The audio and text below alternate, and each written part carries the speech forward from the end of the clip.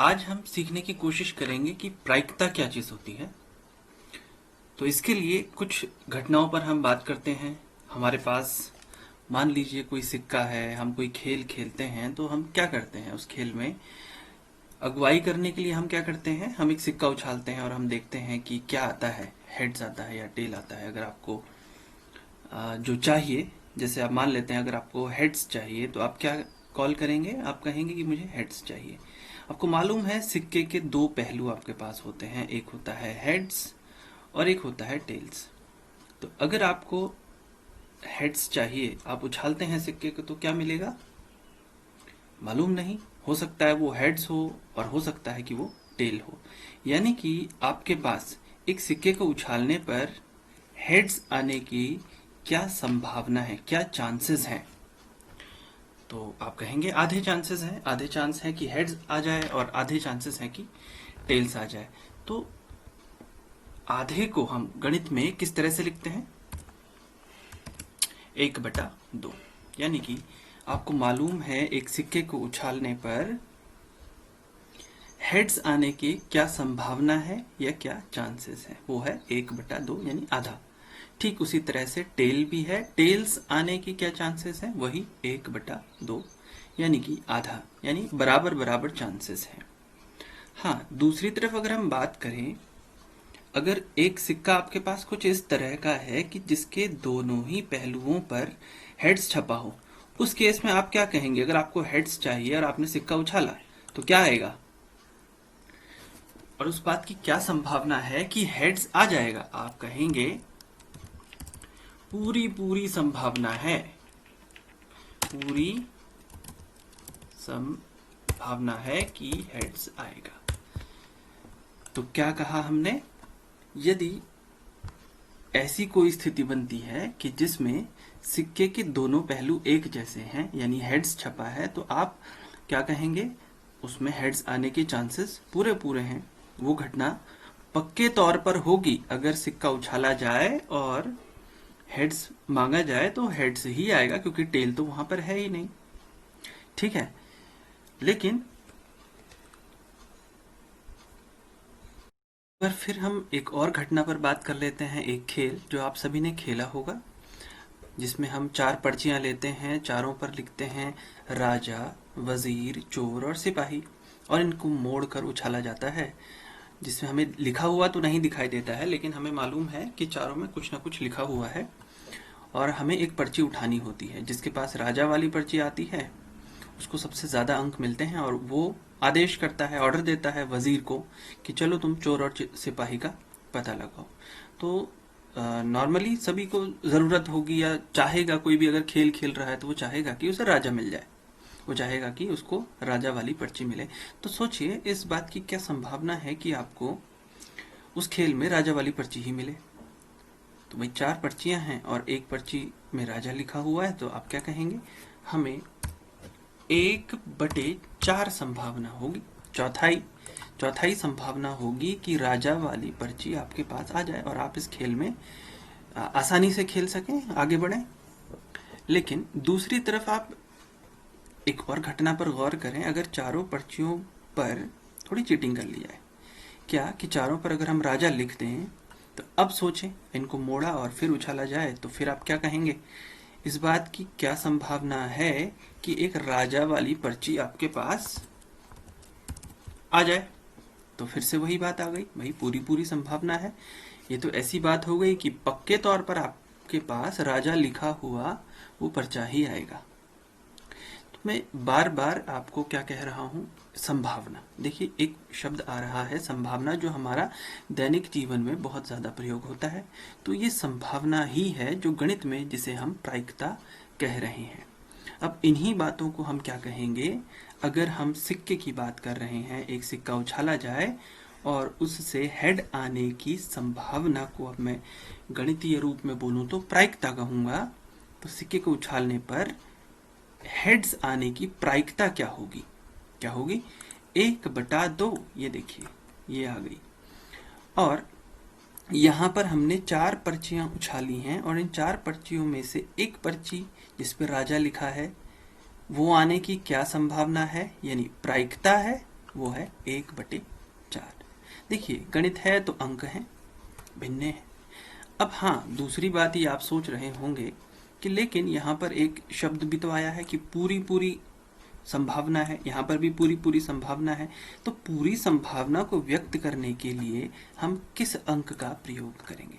यदि कोई घटना इस प्रकार की हो जो पक्के तौर पर घटित होती है, तो इस संभावना को व्यक्त करने के लिए, यानी इस प्रायिकता को लिखने के लिए हम कहेंगे ऐसी घटना की प्रायिकता होगी 1। ये बहुत ध्यान देने वाली बात है। यानी अगर एक सिक्का ऐसा है जिसके दोनों पहलुओं पर एक ही चीज छपी है, यानी हेड्स हो सकता है, दोनों तरफ हेड्स हो या दोनों तरफ टेल्स हो, तो उसे पाने की संभावना, पाने की प्रायिकता हो जाएगी 1। बस ये पूरी प्रायिकता आपकी 1 और 0 के बीच में छुपी रहेगी। हाँ, 0 का जिक्र नहीं हो पाया है। देखें, अगर इन चारों पर्चियों में राजा छपा हुआ है तो आप कहें वजीर आने की क्या प्रायिकता हो जाएगी? वजीर आने की प्रायिकता इस समय कुछ भी नहीं होगी, वजीर तो आ ही नहीं सकता, और ऐसी घटना हो जाती है असंभव घटना, और असंभव घटना की प्रायिकता हो जाती है 0। आइए कुछ और घटनाओं पर विचार करते हैं। घटनाओं के अंदर हम जो प्रश्न हल करेंगे प्रायिकता के भीतर, तो उसमें हम अधिकतर पासा की, सिक्के से उछलना या ताश के पत्तों से संबंधित हम प्रश्नों को हल करेंगे। तो इन घटनाओं के बारे में कुछ बातें हम ध्यान दें। देखिए, यदि हमारे पास एक पासा है तो उस पासे में 6 फलक होते हैं और 6 के 6 फलकों पर एक एक संख्या होती है, एक एक अंक लिखा होता है या खुदा होता है।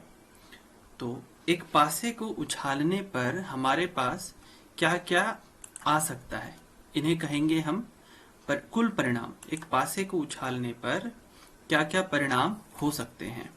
देखिए, अगर एक पासा उछाला जाए तो हो सकता है उससे हमें 1 मिल जाए, हो सकता है 2 मिल जाए, हो सकता है 3 या 4 या 5 या फिर 6। तो इस तरह से एक पासे को उछालने पर हमारे पास कुल परिणाम होंगे यह 6। आप समझ रहे होंगे कुल परिणाम किसे कह रहे हैं। जैसे एक सिक्का अगर उछाला जाता है तो उसमें कुल परिणाम हो सकते हैं 2, या हेड या टेल। इसी तरह से एक पासे को अगर उछाला जाए तो वहां पर ये 6 परिणाम हो सकते हैं। अब बात आती है अनुकूल परिणाम किसे कहते हैं। देखें, अनुकूल परिणाम का अर्थ है, जैसे मान लेते हैं अगर आप कोई पासे का कोई खेल खेल रहे हैं और आपको जरूरत है 6 की, जैसे लूडो हम खेलते हैं तो उसमें 6 आपको चाहिए रहता है गोटी खोलने के लिए, तो आपको जरूरत है 6 की, क्योंकि यहाँ पर 6 अलग अलग परिणाम मौजूद हैं। पासे को फेंकने पर 1 2 3 4 या 5 6 कुछ भी आ सकता है। लेकिन अगर आप गोटी खोलना चाह रहे हैं, लूडो का कोई खेल खेल रहे हैं, तो आपको किस चीज की जरूरत होगी? 6। तो इसलिए इस समय अगर आप गोटी खोलना चाहते हैं तो उसके लिए अनुकूल परिणाम होगा कि आपके पास 6 आ जाए। तो बताएं पासे पर कितनी जगह 6 होता है? जी हाँ, बिल्कुल एक जगह पर पासे में 6 छपा होता है। तो यहाँ पर अनुकूल परिणामों की संख्या हो जाएगी 1। इस 1 का अर्थ है कौन से वो परिणाम है जिसे पाकर आप जो चाहते हैं वो हो जाए। यानी कि आप गोटी खोलना चाहते हैं तो आपको 6 चाहिए और 6 एक जगह छपा है, इसलिए हम कहेंगे अनुकूल परिणाम है 1। इसी तरह से यदि हम ऐसा कहें एक पासे को उछालने पर सम संख्या आनी है, तो सम संख्या आने के लिए अनुकूल परिणाम कितने होंगे? तो फिर वही बात, देखिए यहाँ पर पासे में 2 है, 4 है और 6 है। आपके पास 3 ऐसी संख्याएं हैं जो यदि आ जाएं तो सम संख्या प्राप्त होगी। यानी कि एक पासे को उछालने पर सम संख्या आने की अगर बात की जाए तो उसके लिए अनुकूल परिणाम होंगे 3।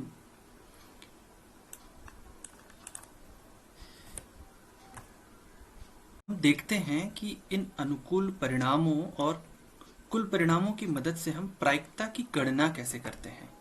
उसके लिए हमारे पास एक सीधा सीधा सरल सा सूत्र है।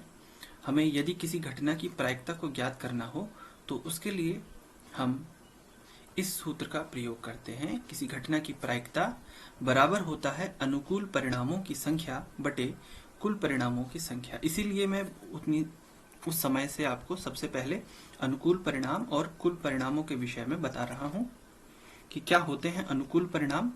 यानी कि समस्या पर निर्भर करेगा कि अनुकूल परिणाम क्या होंगे।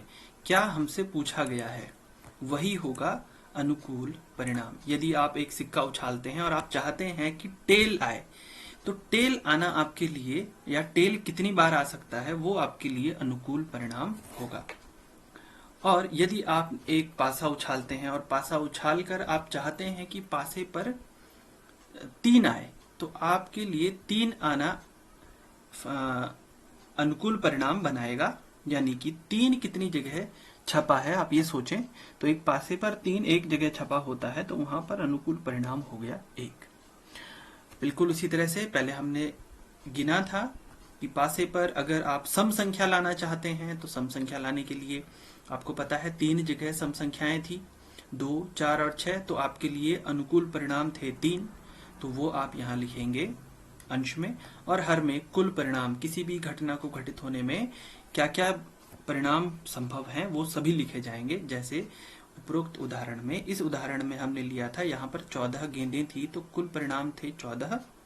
और अनुकूल परिणाम समस्या पर निर्भर करता है कि आप क्या चाहते हैं। लाल गेंद चाहते थे तो अनुकूल परिणाम 3, जबकि कुल परिणाम 14। पीली गेंद चाहते थे तो अनुकूल परिणाम 4, कुल परिणाम 14। हरी गेंद के लिए भी उसी तरह से अनुकूल परिणाम 4 और कुल परिणाम 14। इनको आप भिन्न रूप में यहाँ पर लिखेंगे। एक और उदाहरण से समझने की कोशिश करते हैं। देखें, मान लेते हैं हमारे पास थैले में कुछ गेंदें हैं। ये रहा 1, 2, 3, 4, 5, 6, 7 गेंदें यहाँ पर है। यानी कि कुल परिणाम यहाँ पर हो जाएंगे 7। ठीक है। और इसमें देखिए 1, 2, 3, 4, 5 हरी गेंदें हैं और 2 काली गेंदें हैं। ठीक है।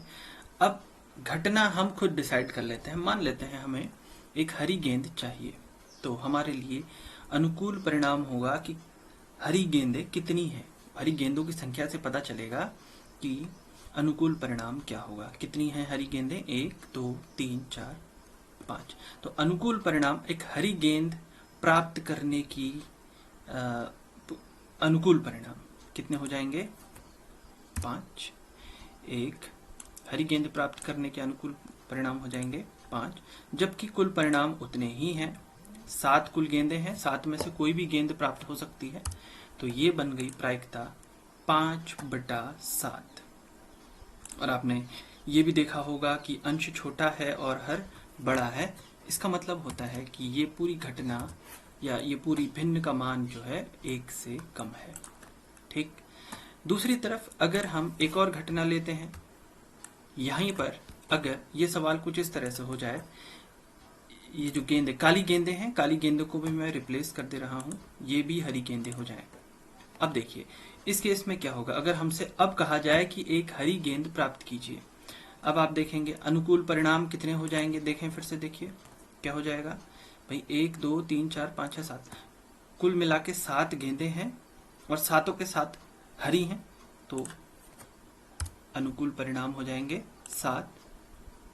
और कुल परिणाम कितने हो जाएंगे? वह भी 7। यानी कि 7/7। आपको क्या मिलेगा? 7/7 कितना होता है? 1।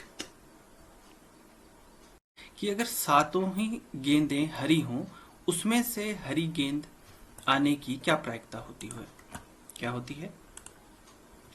वही 7, क्योंकि हरी गेंदें सभी हरी हैं, तो हरी में से एक हरी गेंद प्राप्त करने की क्या प्रायिकता, क्या अनुकूल परिणाम होंगे? 7 और कुल हैं 7, यानी 7/7। यानी कि ये खुद बराबर 1 हो जाता है। तो ऐसी घटना को जिसकी प्रायिकता 1 होती है, हमने कहा था उसे निश्चित घटना कहते हैं।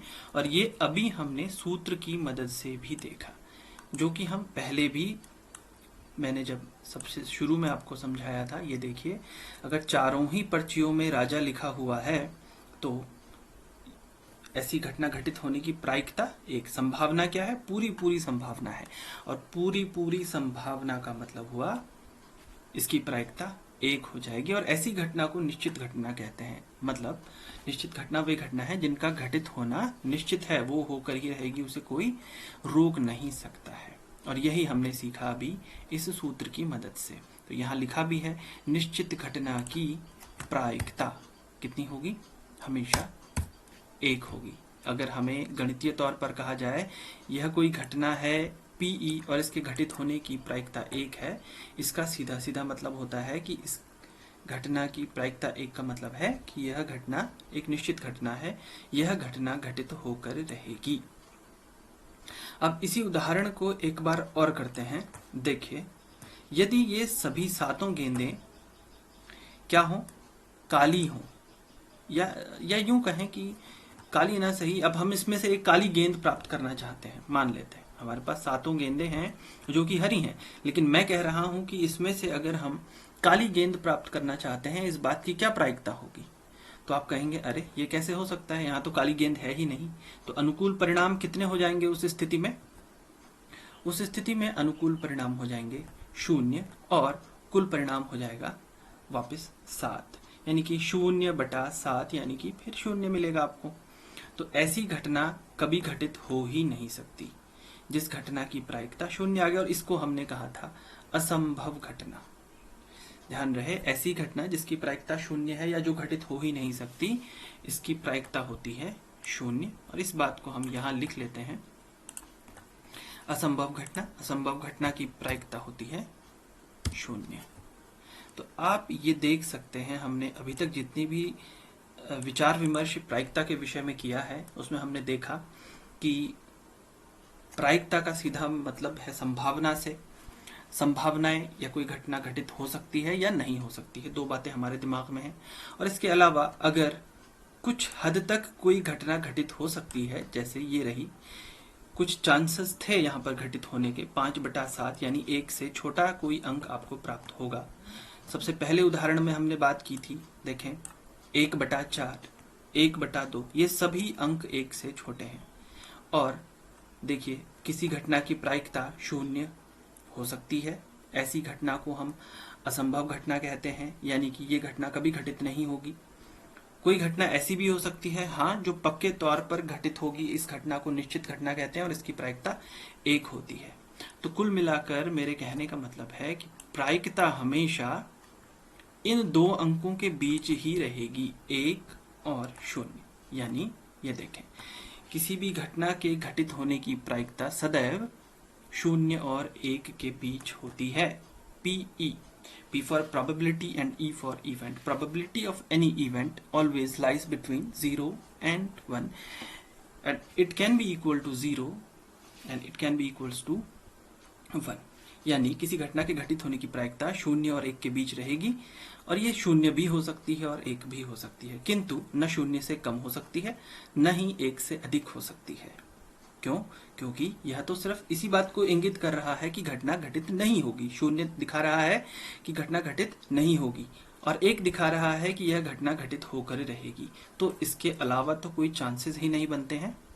तो हमेशा प्रायिकता इन दो अंकों के बीच रहेगी। हाँ, ये 2 अंक भी हो सकते हैं, इस बात को हमने लिख लिया है। किसी घटना की प्रायिकता 1 से बड़ी नहीं हो सकती, किसी घटना की प्रायिकता 0 से छोटी नहीं हो सकती। 0 से छोटी अर्थात ऋणात्मक, तो ये लिख दिया, किसी घटना की प्रायिकता ऋणात्मक नहीं हो सकती। एक और महत्वपूर्ण बात मैं आपको बताना चाहूंगा कि जैसे कि PE किसी घटना के घटित होने की प्रायिकता को व्यक्त करता है, ठीक उसी तरह से PE' किसी घटना के घटित न होने की प्रायिकता को व्यक्त करता है। इसे हम PE नहीं से भी व्यक्त करते हैं, लिखा भी है। यदि कोई सिक्का हम उछाल रहे हैं, एक सिक्के को उछालने पर अगर चित आने की घटना को हम PE कहें, तो उस सिक्के को उछालने पर चित न आने की घटना को हम PE' या PE नहीं कहेंगे। ये बहुत इंपॉर्टेंट बात है। तो देखें, अगर हम एक घटना पर बात करते हैं, एक सिक्का हमारे पास है जिसके 2 फलक होते हैं, एक पर लिखा होता है हेड्स, इसको हम चित कहते हैं, और एक पर लिखा होता है टेल, जिसे हम पट कहते हैं। तो अगर हम हेड्स आने की प्रायिकता, चित आने की प्रायिकता कैलकुलेट करना चाहते हैं, गणना करना चाहते हैं, तो क्या होगा?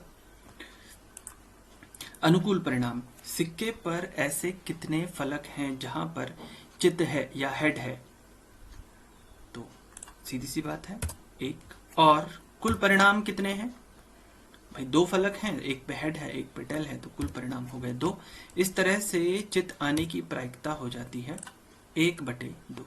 लेकिन अब दूसरी बात, यदि हम कहें चित न आने की प्रायिकता, भाई अगर चित नहीं आता है तो क्या आएगा? पट आएगा।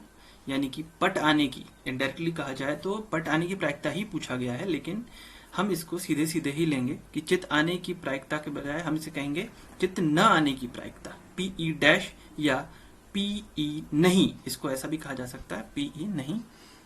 तो चित न आने की प्रायिकता क्या हो जाएगी? देखिए, कितने फलक ऐसे हैं जहां पर चित नहीं छपा है, तो हम कहेंगे फिर से वही 1, ये रहा। और कुल कितने परिणाम है? वही 2, तो फिर से 1/2। तो हम देखते हैं किसी घटना की घटित होने की प्रायिकता अगर 1/2 आई, तो उसके न घटित होने की प्रायिकता भी 1/2 आई है। हर सवाल में ऐसा हो जरूरी नहीं है, लेकिन फिर भी इस प्रश्न में, तो इससे हम एक संबंध पर पहुंच सकते हैं। देखिए, यदि हम किसी घटना के घटित होने की प्रायिकता 1/2 और न होने की प्रायिकता 1/2 और हम इन दोनों को जोड़ लें, देखिए यहां पर है, तो कितना आएगा? 1 धन 1, सॉरी 1/2 धन 1/2, तो कितना मिलना चाहिए? ये निश्चित तौर पर 1 होगा। तो यही है वो सूत्र भी है, इसको आपको याद भी रखना है कि किसी घटना के घटित होने की प्रायिकता और उसी घटना के घटित न होने की प्रायिकताओं का जोड़ हमेशा 1 होगा। PE डैश से भी इसे हम व्यक्त कर सकते हैं, वरना हमारी किताबों में PE नहीं लिखा हुआ है। Thank you.